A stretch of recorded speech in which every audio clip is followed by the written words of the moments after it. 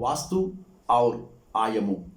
समाधान: वास्तुशास्त्र हजारों साल पुराना होने से वास्तुशास्त्र का माइक्रो प्रिंसिपल्स और एप्लीकेशन एस्पेक्ट्स को समझने में इस समाज में कमी रहने से वास्तु के नाम पे बहुत गलतियां आ गई हैं।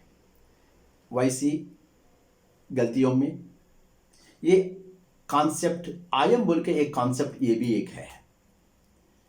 डिटेल में जाने में कृपया आपने समझ लीजिए, संस्कृत में कुछ भी मिलने से हमको हर एक प्रामाणिक नहीं बनेगा ना। क्यों? हम ये भी जानते हैं इतिहास में आम आदमी भी संस्कृत बात करते थे, तो इसलिए।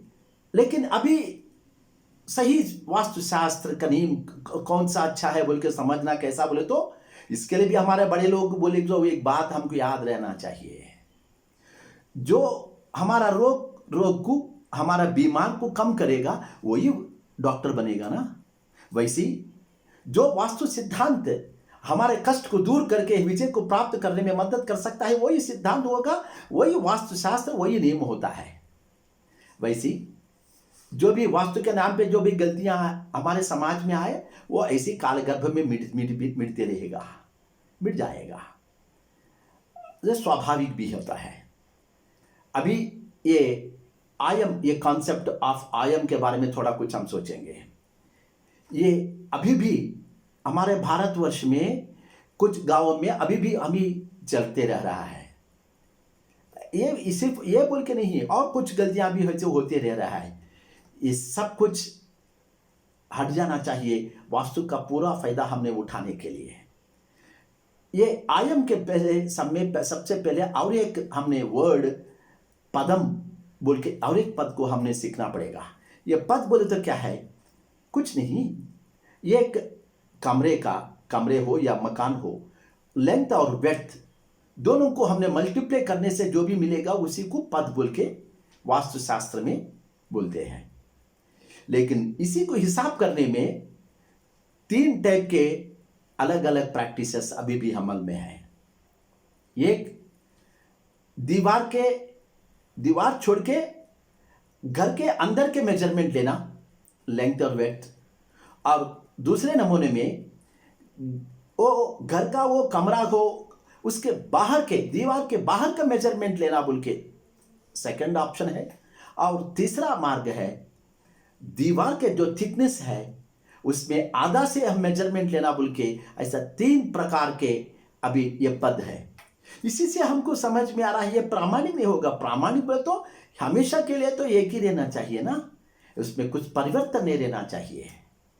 ठीक है, वो भी हमने हिसाब में लेंगे। ये पद होने के बाद इसको 8 से हमने मल्टीप्लाई करके 12 से हमने डिवाइड करने से जो शेष हमारे को मिलेगा उस 1 से लेके 8 तक जो भी हमारे को शेष मिलेगा उसी के आधार पे एक एक नंबर को एक एक फल देते गए।